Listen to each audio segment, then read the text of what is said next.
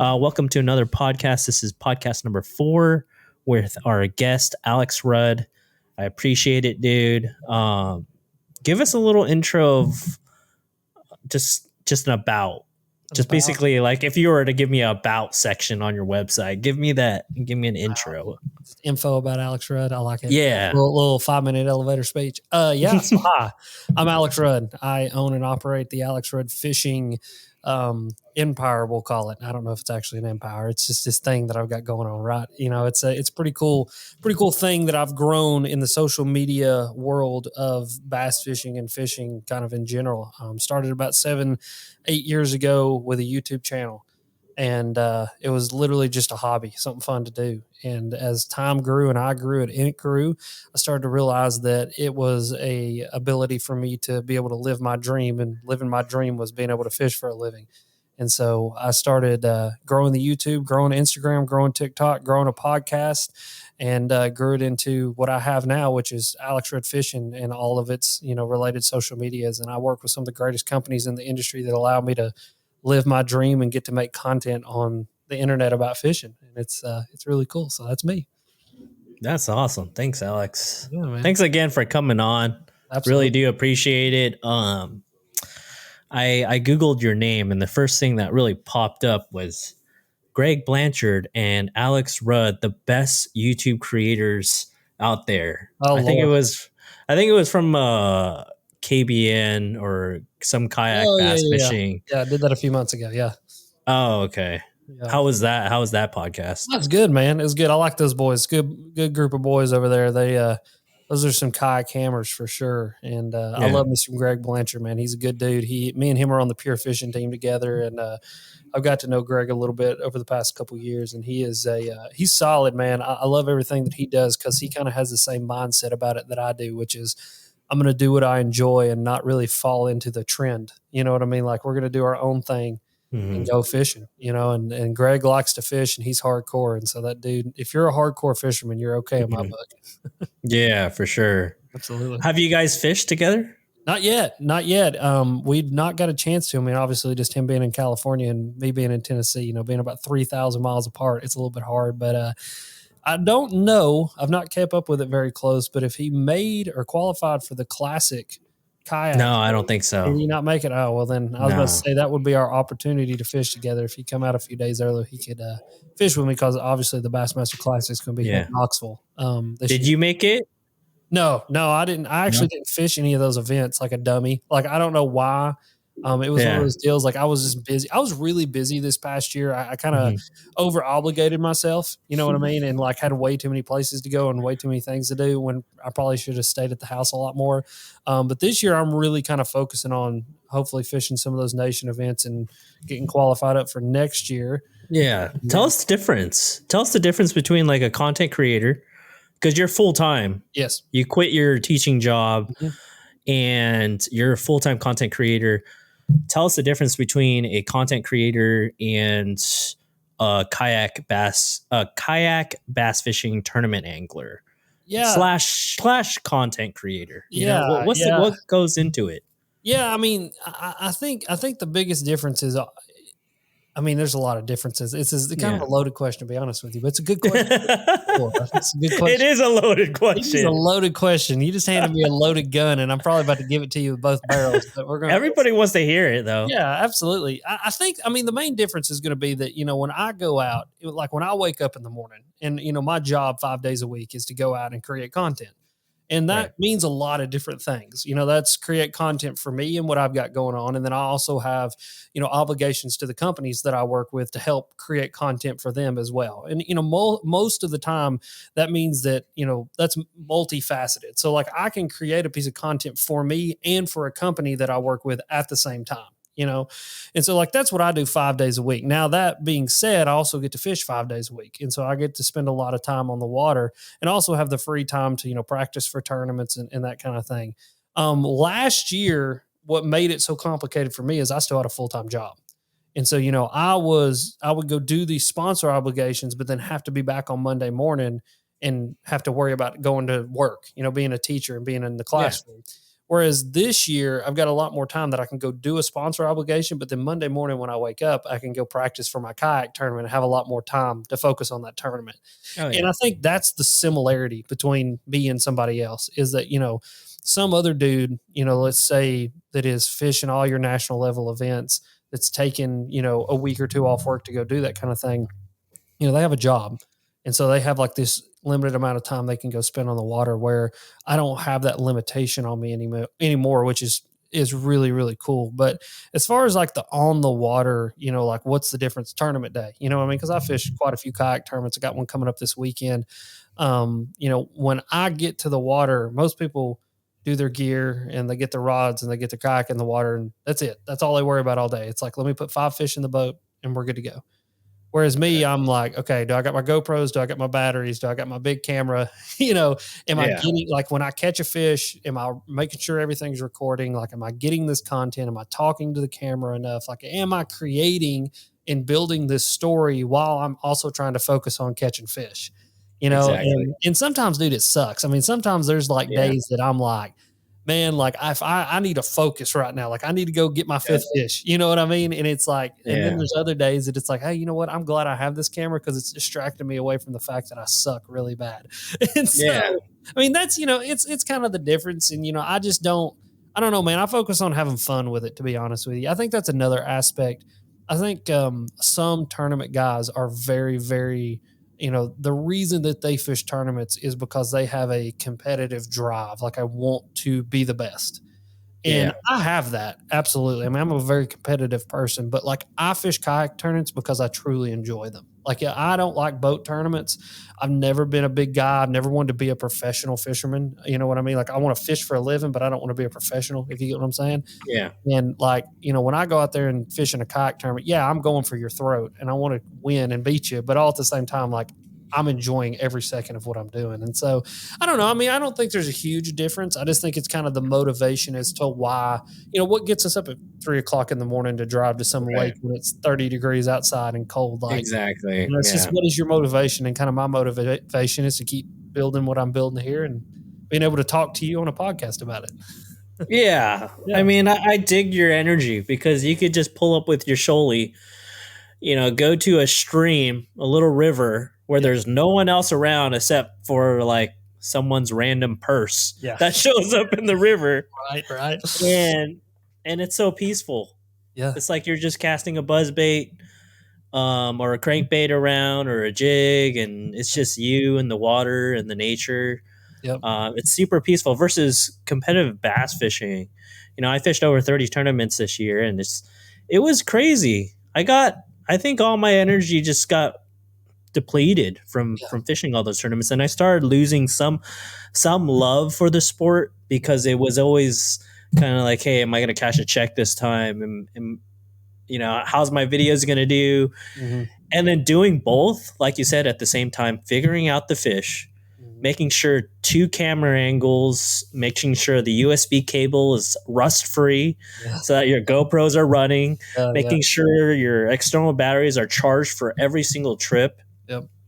and making sure my zipper on my pants pocket is closed, because if that's not closed, that external battery, if it dips in the water, It's there done. it goes, that it's done. Yeah. Yeah. You're done. So Yeah. yeah. So like not a lot of people, like you just said, not a lot of those tournament anglers know what we have to go through in terms of making sure our camera's rolling every minute of the day, every single cast, every single catch or mistake or falling out of the kayak. I mean, I just saw your video and you fell out of the kayak just recently. Yeah, that was fun. Yeah, that was a fun little trip down into the water there. I'm just glad Yeah. I had my waders on. Yeah, because if you had your waders on, it would have been a lot more difficult to get out of the water, right? Yeah, yeah. It was interesting. It was like I've not flipped that kayak yet, but I'll be honest, like obviously I got my Hobie and that Hobie's like Yeah. it's Yeah. you know what I mean? Like you're gonna fall Yeah. out of it before you flip it.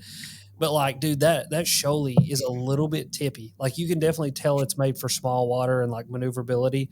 And it's Yeah. like there's been a couple times that I was like, oh, that was close. But that time I was like, oh, like I'm flipping. Like I'm going in the water right now. Like everything kind of flashed. I was like, this will be the first time I ever flipped a kayak. All right, here we go. And in the water I went. And I was like, I saw it. I was like, oh, I know what he's going through because I fell in the water at the beginning of the year. I think it was January, February, same time, and I knew it was tipping. Like you just know. yeah, But like you said, that Shoalie is made for the streams, some rivers. It's a great boat.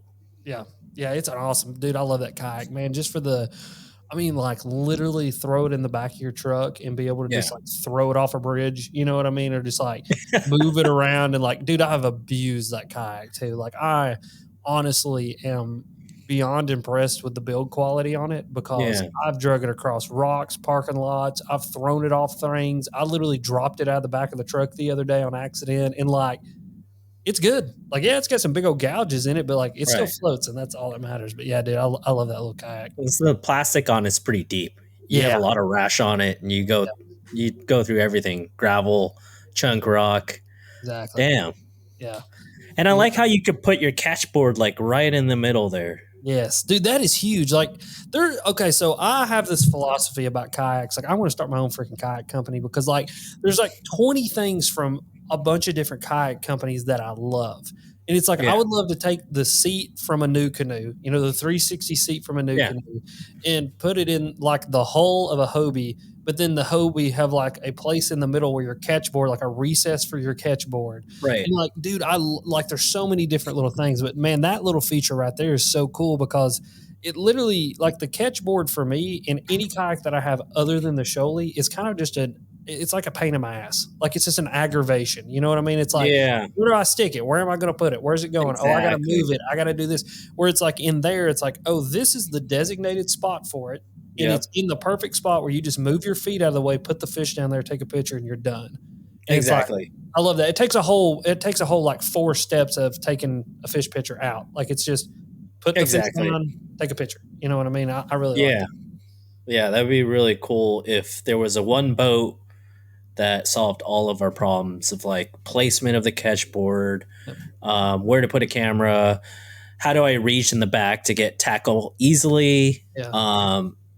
et cetera, et cetera, et cetera. There's so many things that kayak companies can improve, but from what I've seen, I mean, I'm loving the new canoe, like that 360 seat.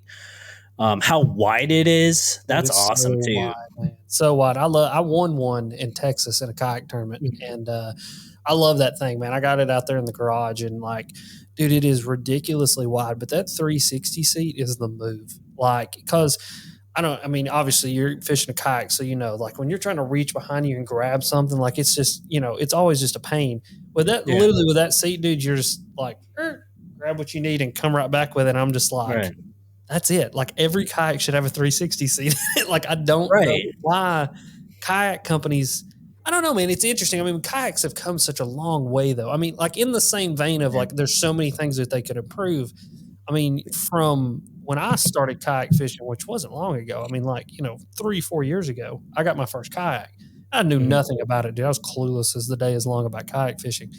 But like from that period until now, what they have is it's crazy the leaps and bounds in kayaks. And I think it's going to be amazing to see where the sport of kayak fishing and especially competitive kayak fishing goes. I mean, it just keeps Yeah, getting, I mean, there's good things, there's bad things, but it just keeps getting crazier and crazier. I mean, I competed for $10,000 this year in a Hobie event. My buddy yep, Bailey, I mean, obviously you had Bailey on the podcast. He won $10,000 in a plastic boat. Like, yeah. dude, 5 years ago, you would have never told me you could win 10 grand in a plastic boat. And it's like, now it's just run of the mill. What do you? When do you think? And do you think is there going to be an elite series kayak tournament where it's possible to win $100,000 or maybe like $50,000 in just one event, an elite series event, Mm-hmm. and guarantee maybe the top 30, like a minimum of like 10 grand or something like that, just to kind of like introduce actual tournament living into kayak fishing. Do you think that's coming? Um, Maybe. I hope not. And I'll explain why I say I hope not. I hope not because I think kayak fishing is the like essence of what makes kayak fishing awesome is it's accessible to everybody. Like, it doesn't I see. matter if you're a kid at the grocery store bagging groceries, or if you're a Right. dude that makes 150 grand a year selling, tools. Like, you can go and you can buy a kayak and you can go pay your, $30 entry fee in your little local club, or your $250 entry fee into your Hobie, or whatever it is, and you can compete on a high level and win a good amount of money. I mean, Right. $10,000, is a lot of money. And so I hope that it doesn't become that, because I think you take something that's inclusive and you make it exclusive, just like what tournament bass fishing and professional bass fishing is now. Right. I always say that our sport is really cool because, like a Kevin Van Dam, being the guy that he is, you can go play on the same field as Kevin Van Dam, meaning you can go to the same lakes that he does and throw the same equipment and throw the same baits that he does. Whereas, like, if you enjoy football, you can't go play on Tampa Bay's field, unless you're a Right. Tampa Bay Buccaneer, and if you love Tom Brady, like, you can't Right. go there and do that.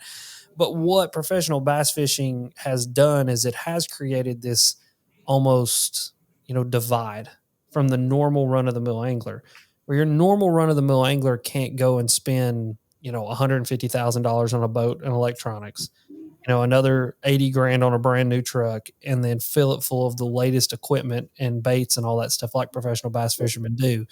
And then go compete on the level that they compete and pay $60,000 in entry fees. But Right.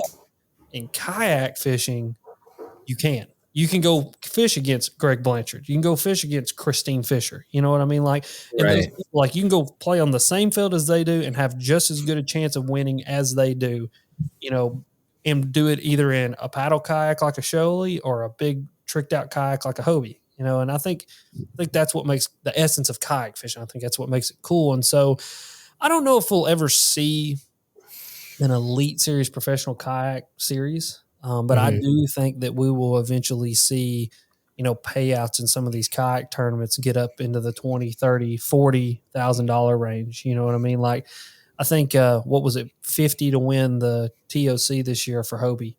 Um, Yeah. so I think next 5 years, and maybe even sooner, you could see it be 75 or $100,000 to win TOC, based I on, see. Like more of a TOC at 100,000, and maybe per event on a regular event, yeah. maybe 10 grand, or it's already at 10 grand, maybe 15 Yeah, maybe or so. 15, maybe 20. I mean, because the thing is if they can sell out, if somebody's willing to pay 250 and they can sell out an entire event in 3 minutes, like they did Lake Chickamauga, well, then why Mhm. not charge 300, up the prize money, get some bigger sponsors? Cause that's where really, truthfully, your entry fees, that's some, of the winnings, right?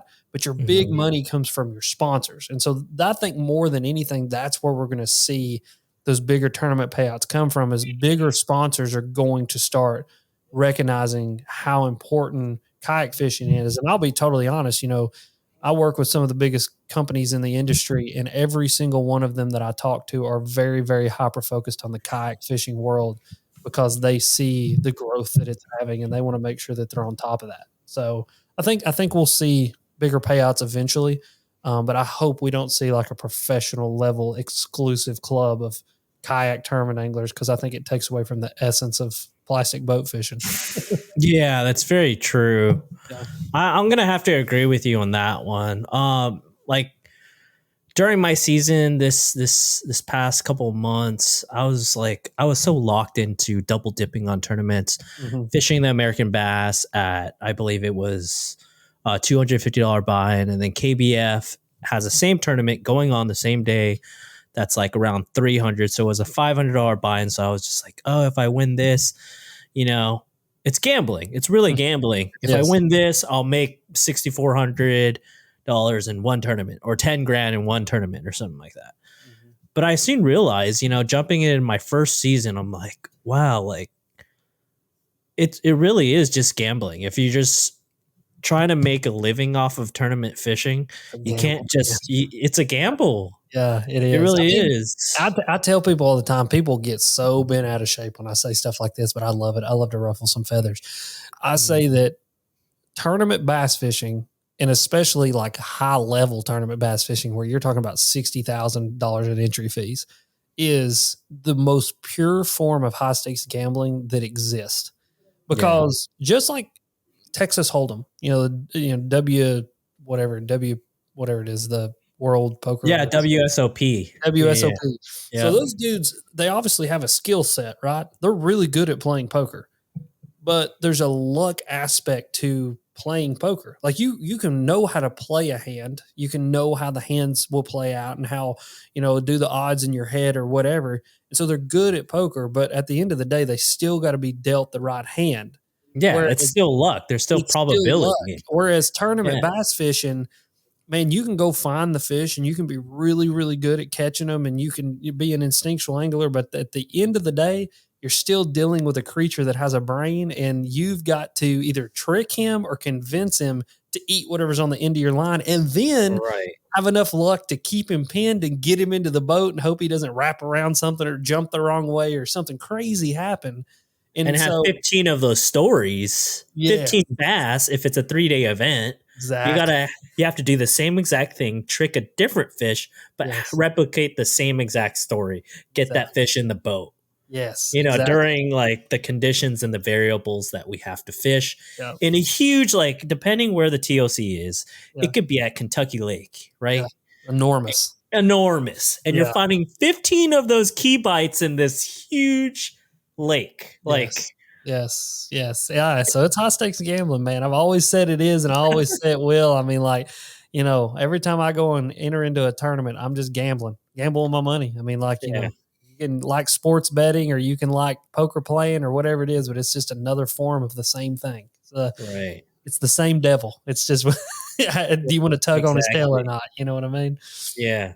So I wanted to give a little bit of value for my audience on the podcast, like, but it's a lot of it is pretty selfish for me as well. It's like, how do you go about creating these partnerships with brands, right? Mm-hmm. And making it a full-time living without the whole gambling thing, or with the gambling thing to kind of assist with creating content. Mm-hmm. But primarily, like, I honestly, and other anglers can speak of it, is they want to make this into a living.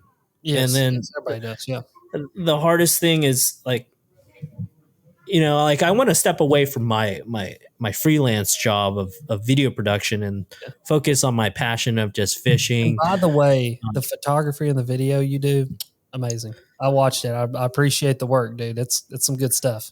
I appreciate that. I really do. But I feel like I'm not business savvy enough. And that's why I wanted to bring you on to the podcast and just, like, what are the most important steps in starting out my story of trying to go full time?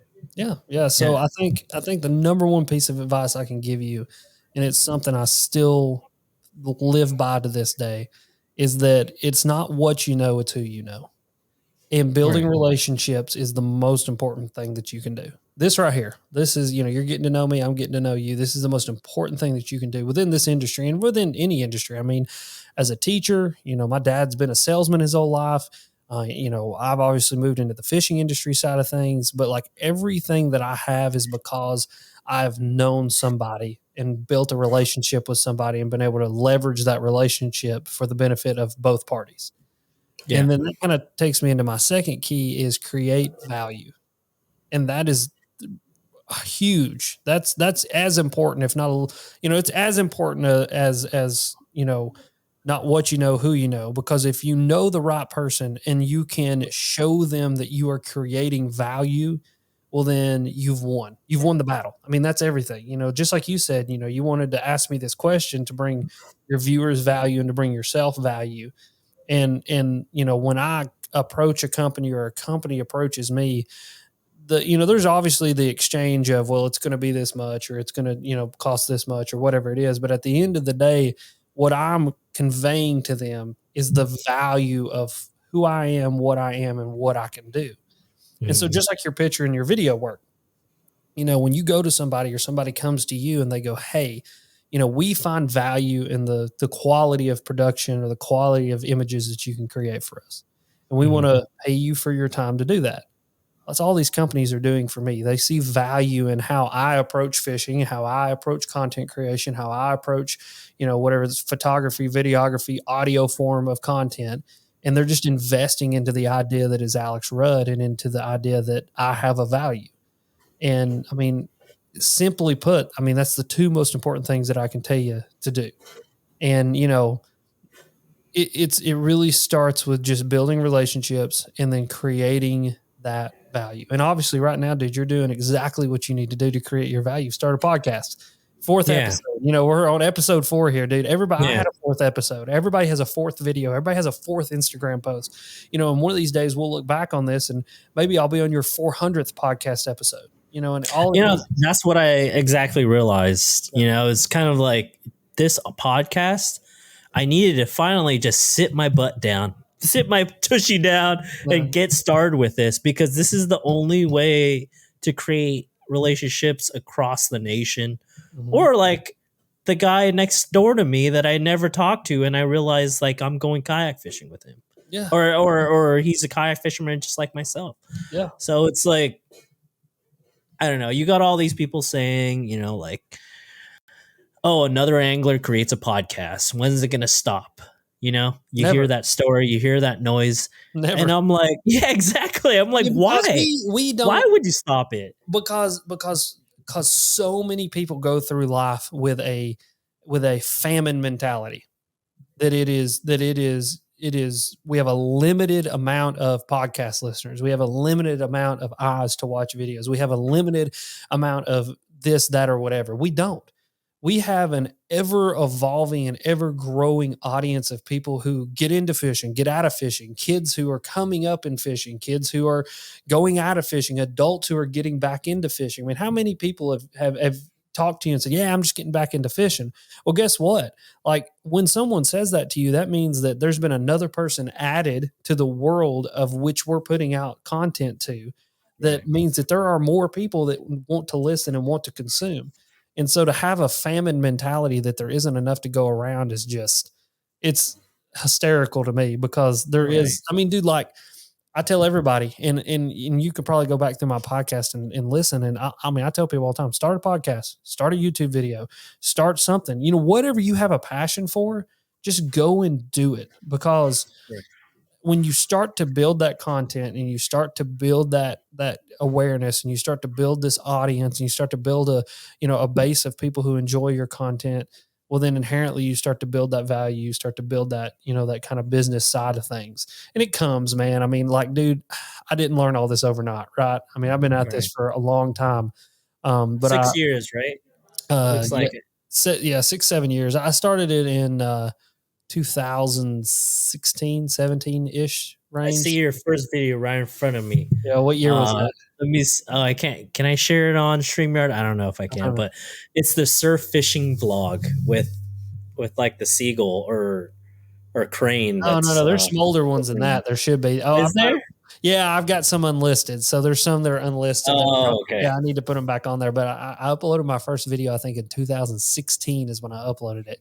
Oh, wow. I mean, dude, I've just been doing it ever since. But one key thing that I did was I found a mentor in the business side of fishing.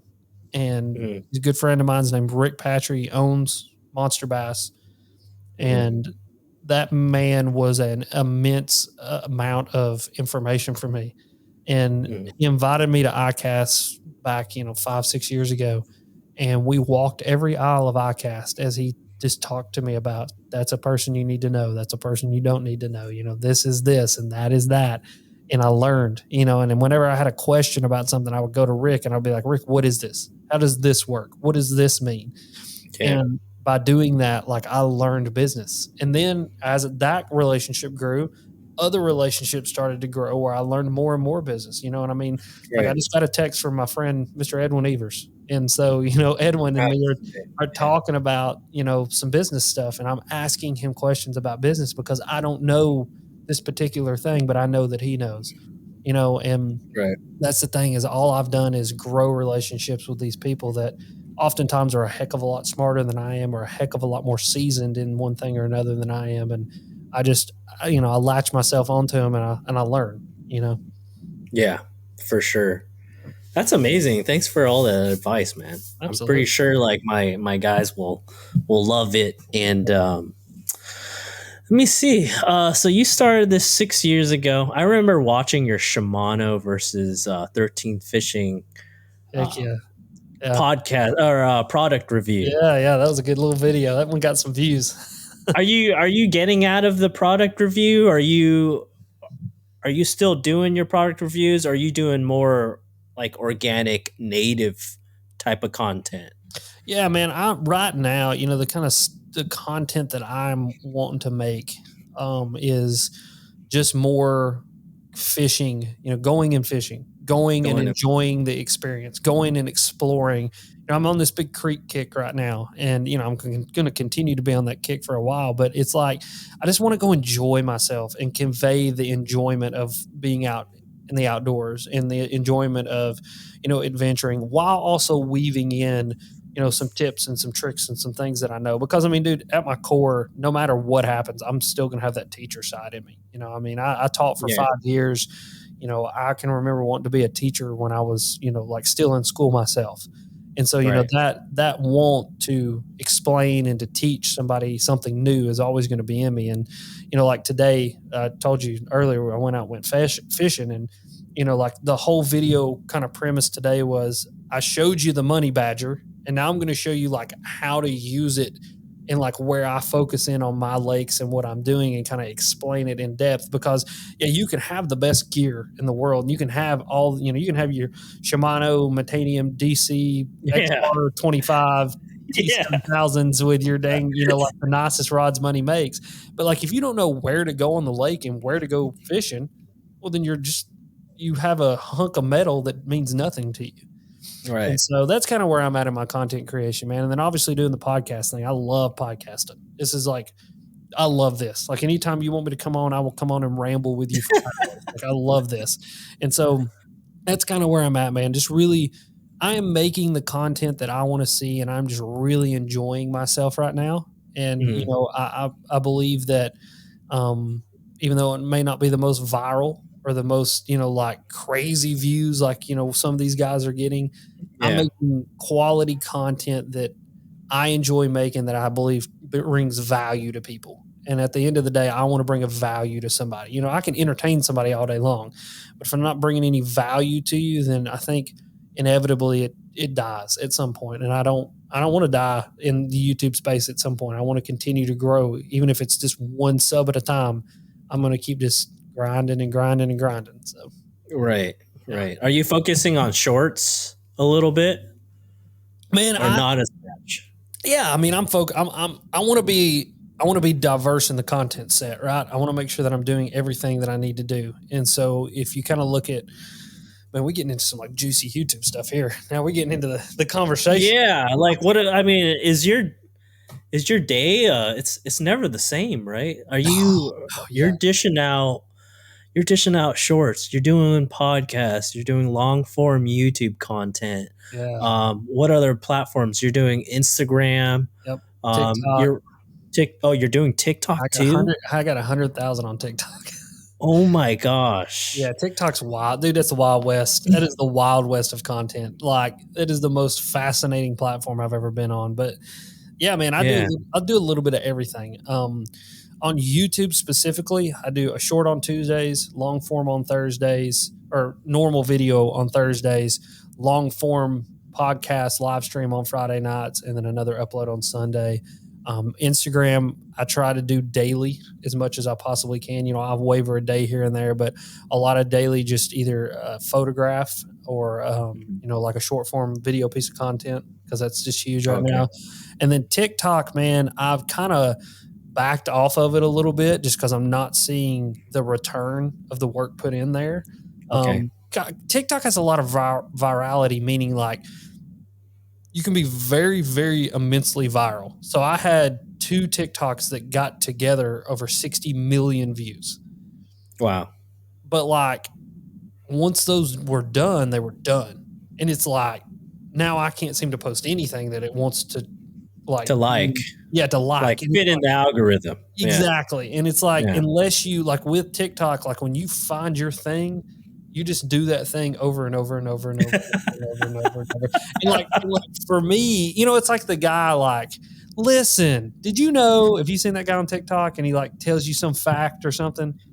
No, I haven't seen Oh, that. I actually I deleted TikTok. probably for the best, my friend. That's probably for the best. But like, there's this guy on TikTok, and he's massive. I mean, he's got like 20 million followers, and it's like Holy all cow. he does is like he'll show a funny video, and he's like, "Listen, did you know that anteaters have a 6-foot tongue? Well, now you do." And like that's the whole TikTok. Well, he posts 8 of those a day, and it's like he's had a Yeah. ton of success with it. But like I'm the type of person that like I'm a little too ADHD for that. Like I can't do the same thing over and over and over and over Yeah. again. Like you said, my day's Yeah. different every single day. There's a plan to what I do, and there is definitely method to the madness.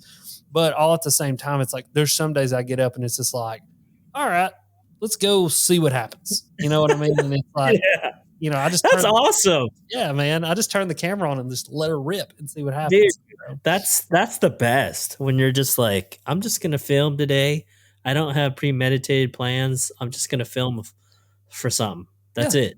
Yeah, I'm not gonna try to catch 5. I'm just trying to catch a bass, and that's yeah. it. Yeah, and I mean, dude, it's like the creek video the other day that turned into the cops being called. Like that was totally unintentional. Like that was organically. That is how my day went. And like you got to see a sneak peek into 6 hours of my day. Like like that was it. You know what I mean? And it was just like it was Monday. I flipped my kayak, called the cops. I mean, just a little bit of everything, and there it is, some video footage. And so, yeah, man. And Dude, I was praying to God that she wasn't a missing person, because I've been watching a lot of those episodes lately. Yes, me too. Like I called my wife and I was like, call your dad, because her dad used to be a cop. I said, call him, ask him what we need to do. And so she calls back. She's like, well, Dad says call non-emergency just in case she's missing.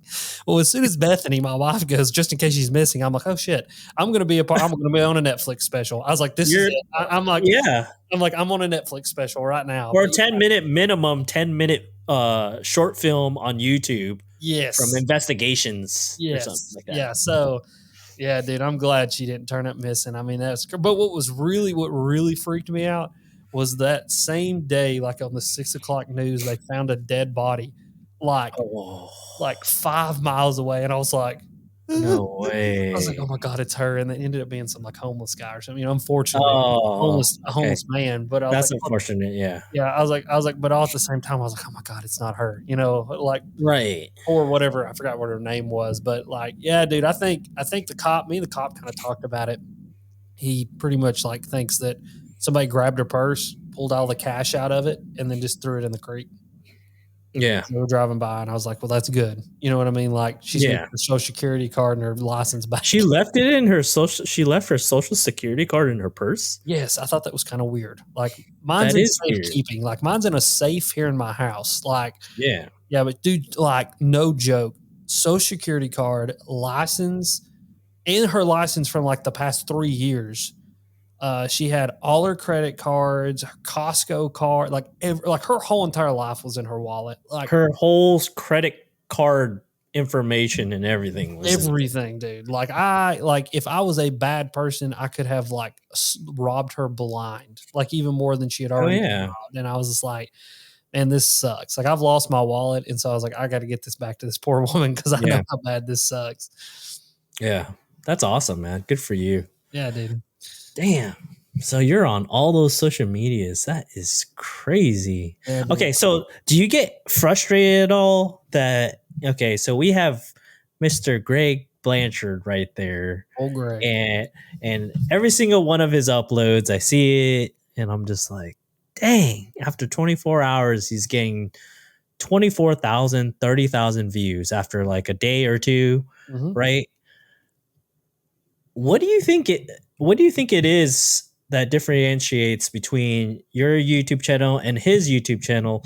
Do you think some of the viewers that's viewing his channel is just like, I love Greg Blanchard's personality. I'm not even a fisherman at all. I just want to watch his channel. Do you think it's that, or what do you think it is really? I think Greg has done a fantastic job of being very consistent. You know Mhm. exactly what you're going to get when you click on a Greg Blanchard video. And Yeah.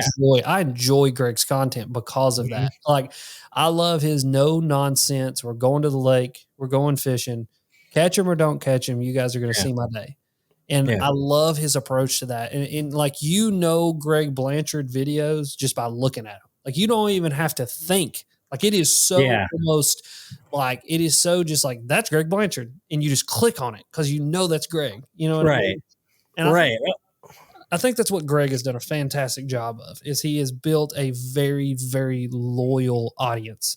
And it took him a long time, man. I mean, like, Oh yeah. it wasn't until just a couple years ago that he finally hit 100,000.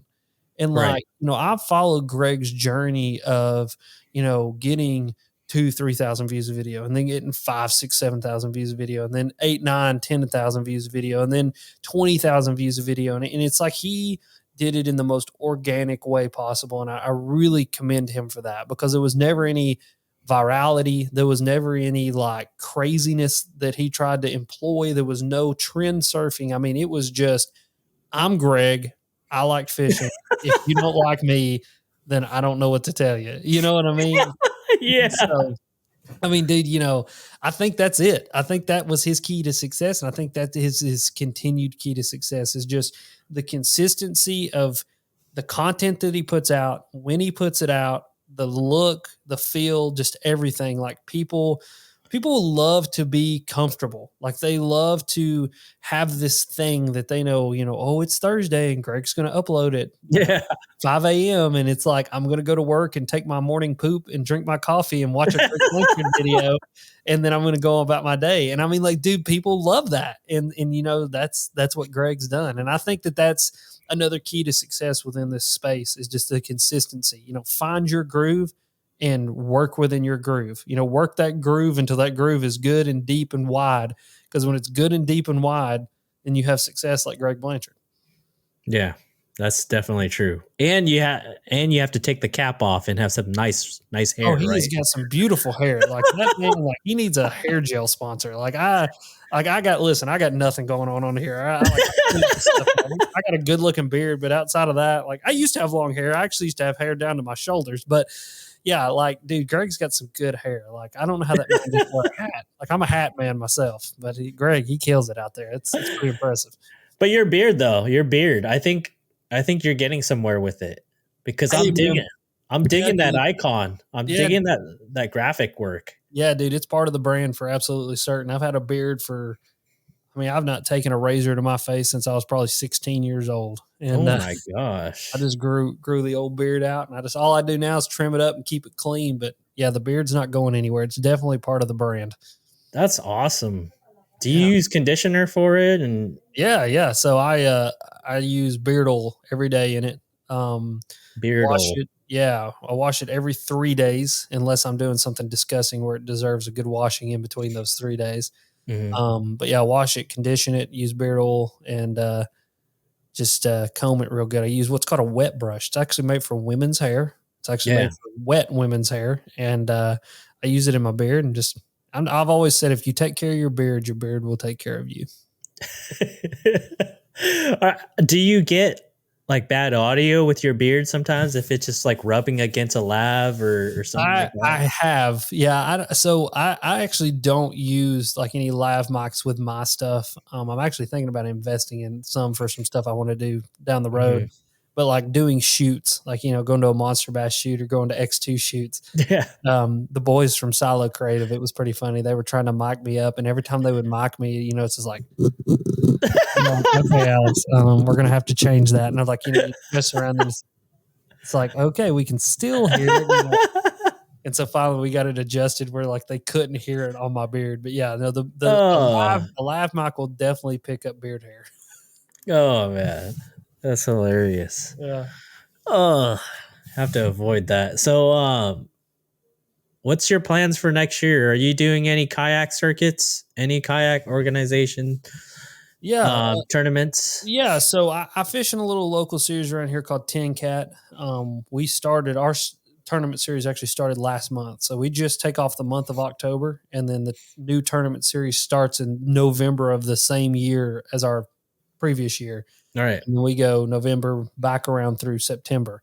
So I'm doing that. Actually got a tournament, like I said, this weekend on not a super local lake. It's about an hour and a half away, but it ought to be interesting, to say the least. And then me and Bailey have been talking about, Bailey, and Drew Gregory have been talking about possibly kind of rooming together and fishing some of the Hobies, maybe a couple of the bass events, just kind of picking and choosing. I'm going to cherry pick kind of what I want and what I think I'm going to go enjoy. You know what I mean? Like, Right. but definitely probably looking as of right now, Harris chain for the Hobie, probably Santee Cooper for the Hobie, the New River for the Hobie. Those three really appeal to me. And then I believe KBF is having a event on Chickamauga in June. So I'll probably fish that one just because it's close to the house. Be fun to go see Chad and punch him in the gut a couple times. I love me some Chad Hoover, but I've not seen him in a while. So I got to give his big hairy butt a hug. And then how come I haven't seen any collabs with you guys, like a video of you two fishing on YouTube or something? Me and Chad? Yeah. Okay, so check this out. We went out and had an epic day on a local river of mine. Mm-hmm. Got back and all my video files were corrupted. What the heck? What GoPro were you using? This was back when I had a GoPro 7. And all my video files were corrupted. So it is what it is. I think there's a video from that day from me and Chad on his channel. But me and Chad, I've known Chad now I got introduced to him. Gene Jensen introduced me to him many, many years ago, probably 7 years ago. And Chad has always been very friendly and nice to me, and I've always enjoyed being around Chad. He's a good dude, good-hearted man in there for sure. Yeah. I've fished one KBF. He actually invited me to fish it. It was on Nickajack Lake. It was my first kayak tournament ever. Okay, so this is a fun story. Okay, you got to imagine, dude, I know nothing about kayak fishing at this point. Like, I didn't even know that a pedal drive existed. Like, I had a bona fide SS 127, and I thought that I had, like, the baddest kayak that money could buy. Like, I had no idea, okay? Yeah. So I show up to this KBF event, and, like, it's a KBF event. Like, all the big name guys are there, right? Yeah. And so, like, I fished this little creek that dumps out into the river where the dam discharges from Chickamauga down into Nickajack. And my plan was fish this river, try to get a few big smallmouth to bite, and then try to get a few big smallmouth to bite on my drift down to the boat ramp. Mm-hmm. And as soon as I pull out onto the kind of main drag, here's this guy in like a freaking Blue Sky 360 with spot lock sitting in the current catching smallmouth. And in my mind, I'm like, that ain't a kayak. I'm like, what the hell is this? And then here comes like a dude with a Hobie with a torpedo back past me, and I'm just like, what the hell have I got myself into? Like, what is this? BS. Look, it's not kayak fishing. I was like, look, these are like robots out here on the water.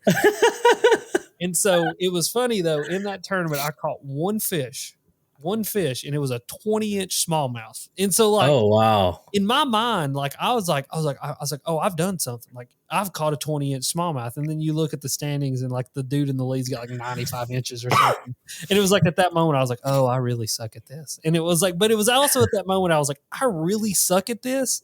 But I'm going to like embrace this suck and go figure it out. And so I got to thank Chad Hoover for getting me into my first kayak tournament. I mean, unfortunately, it was like 150, boat filled with some of the best kayak fishermen on planet Earth. But that was my trial by fire on my first kayak tournament right there. So, did you make a vlog out of it? I did. There's a video on the channel. Oh man, I got to watch that tonight. Yeah. Is it Alex Rudd KBF probably? I don't know. I'll have to. I remember. Yeah, on Lake Nickajack 3 years ago. That's it, man. Oh, dude, I'm watching this. I'm gonna save it on the watch later list. I love it. That is an old video. Probably sucked really, really bad, but hopefully you enjoy it. Dude, I'm gonna enjoy it because I'm running an SS 127 as well, but with the bow mount, like the one you're talking about with spot lock. Yeah, no, I was paddling still at that point, and it was a little tough. I got to thank Scott Butcher for that picture right there. He actually took that picture of me the second day of the tournament. So that's a beautiful picture. Yeah, man, he's an awesome dude. Scott actually works for Crescent now, and so there you go. That's another one of those not who you know or not what you know, who you know kind of situations. You know, knowing him and Mm. Drew is how I ended up with my shoalie. You know what I Oh, mean? And nice. so, Are you allowed to fish a Hobie PA oh or yeah, yeah, anything? yeah. No, I have no contractual affiliation with Crescent. You know, I Mm. am open market when it comes to kayaks, and I had Old Towns for a while. Didn't have any contracts with them either. They just sent me boats to create content out of. And Nice. so, you know, I'm an open book about all the kayaks because I believe every kayak has its, you know, weaknesses and its strengths. And so, you Yep. know, I love my Hobie for what it is. I love my Shoalie for what it is. I loved my SS 127 for what it was, you know. Yep.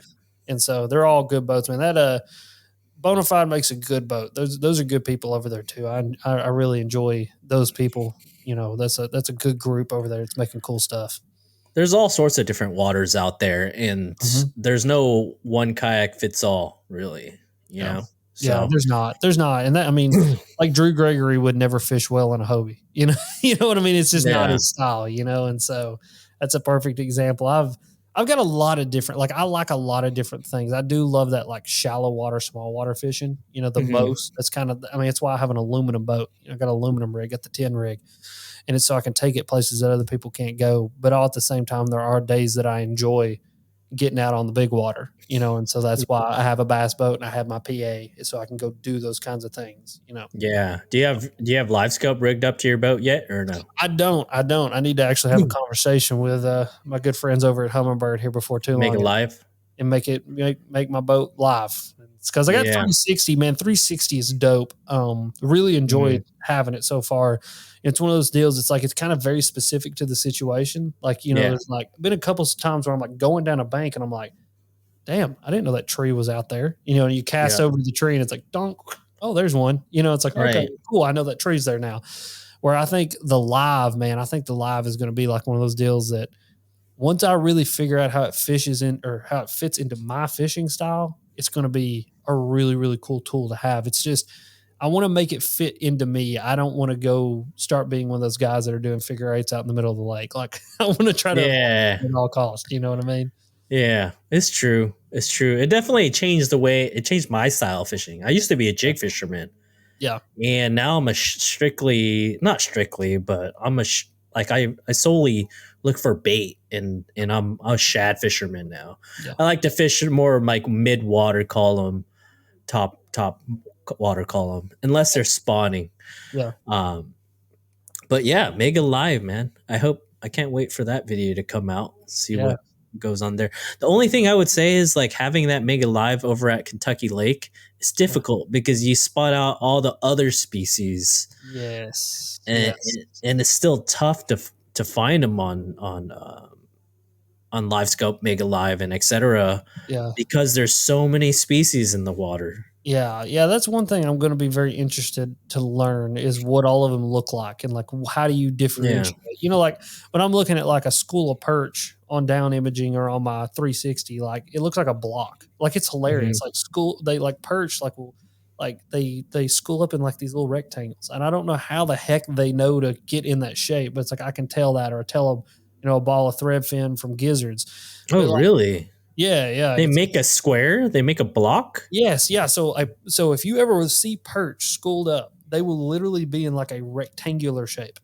It is the Wow. wildest thing. I don't know how the heck they know how to do it, but Yeah. like I've got some. I think I got a picture I can actually send you, and it's Yeah. literally like a little rectangle, and it's just a school of perch. And like crappie, they stack up in a triangle, like it looks like a Christmas tree. No way. Yeah, so crappie here, I've actually got. I think I got that picture like right here. But like the crappie will stack up. They look like a little Christmas tree. Oh, wow. Threadfin are normally bald. Gizzard shad. So like this, let's see here, that is a school of perch. You can kind of see it. It's almost got that kind of squared off look to it, and that's just a Hmm. school of perch sitting on the bottom. Oh, wow. Yeah, yeah, it's very interesting, dude. Very, So they'll make different shapes, and you could basically pick off the species or know the name of the species based on their shape of how they congregate. pretty much. Yeah, Oh, wow, that's yeah. unbelievable. Yeah, I've spent a lot of people are like, Alex is talking about electronics. Who is this guy? I mean, what is he doing with Alex? But like I've spent quite a bit of time behind the screen. You know, I used to be a very deep water fisherman. You know, I used to go crank a lot, just kind of do that whole deal. I used to enjoy it. I still do, but not as much as I used to. And so I spent a lot of time looking and kind of figuring out what is what and what does what look like. And then it really opened my eyes when I saw an electrofishing boat go down a bank, and like I would go down the bank and see what they were shocking up. And like it was amazing because then I could go back over there and be like, oh, those are crappie. And those crappie literally look like a Christmas tree stacked up there. And I don't know why they naturally stack up, but it's then I started to kind of associate those different bait fish with different things. And like the perch, I found out about the perch from my buddy Ben Nowak. We were idling somewhere up north. He lives up in Michigan. And he was like, those are perch. I was like, how do you know? He's like, trust me, they're perch. And I was like, I don't think they're perch. Yeah. And I was like, okay, whatever. So we stop and I fire a Ned rig out there, and like the first 4 bites that I get are all perch. And I'm like, he's like, I told you they were perch. And I was like, how did he's like, they stack up, like, it looks like a square or a rectangle. He said they have a very rigid shape to them. I was like, that is crazy. And it's just, you know, one of those things I put in the catalog of information and just, you know what I mean? Now someone's in the boat with you and you're just like, yeah, that's perch over there. Yeah. And then he throws an Ned rig, catches a perch. Yeah, I don't know. I just learned that. You know, it's just the beard picked it. It was a tingle in my beard. Yeah, exactly. Well, is there anyone that you want to thank before we head out of this podcast? I don't really want to end it, but I have to cook dinner for the girlfriend. Oh, well, you know, we got to keep the girlfriend satisfied. Happy. Well, we won't say wife yet, but happy wife, happy life. Just remember. Yes. Yes. Yeah, man, I want to thank you, number one, for letting me come on here and talk to you, dude. This has been awesome. I love a good podcast, and you're good, man. You're going to keep this thing going, and I have no doubt that it's going to grow into something amazing. So I'm looking forward to seeing what this grows into. And I hope so, Alex. I hope so. You got it, dude. Just stay after it. Stay hammering. You're making cool content. Yeah. The little short form piece of content that you made of you and Bailey was impressive, man. I like the editing. It really caught my eye and really got me like drawn into that. And so that's cool. I really enjoyed that. But as a mentor, I'm going to call you a mentor, by the way. Oh, I appreciate that.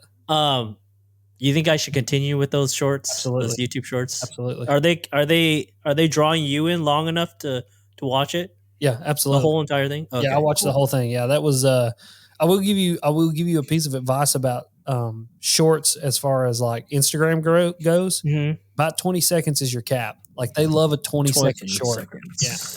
20-second short on or a 20-second reel, whatever they call them on Instagram. Okay. Yeah. But no, I enjoy those, man. Those are really good. But outside of that, man, I gotta thank my wife, because if it wasn't for her, like I literally would run around, like I would be like a chicken with his head cut off, like running in every direction except for the right one. You know what I mean? She keeps the Alex Red fishing boat afloat most days, and obviously the people who support me, like my sponsors. You know, I got a good set of good people, and I think at the end of the day, that's the most important part. Is you know, Pure Fishing makes great products. X2 makes a fantastic product. AFCO makes a fantastic product. You know, but at the end of the day, it's the people there that are the most fantastic part. And so I got to, you know, obviously, you know, thank them for everything that they do. But man, other than that, dude, I just want to thank everybody. You know, that's the most important part. People listening, people liking, people subscribing, people that just keep this thing growing. You guys are the reason that I'm able to do this. And so, let's show Alex Rudd some love from the West Coast. Right. Yeah, let's reunite in the United States and have some Tennessee West Coast love. You know what I mean? Listen. I love you boys from California. All right.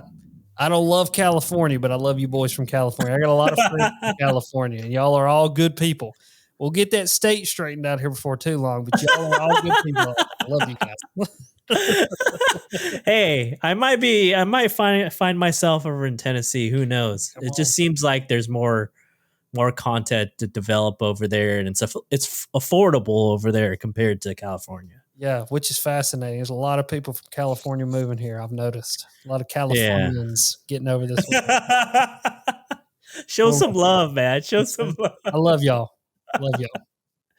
All right, Alex. Hopefully we could do a podcast.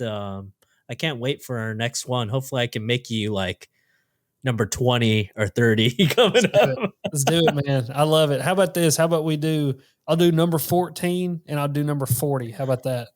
14 and 40. Why is 14 and 40 I was the going to keep deal? the 40s going. You know what I mean? Like, you can get Yeah. me 10 episodes from now and you'll be 10% better. And then you get me 30 more episodes after that. You'll be 40% better. Okay.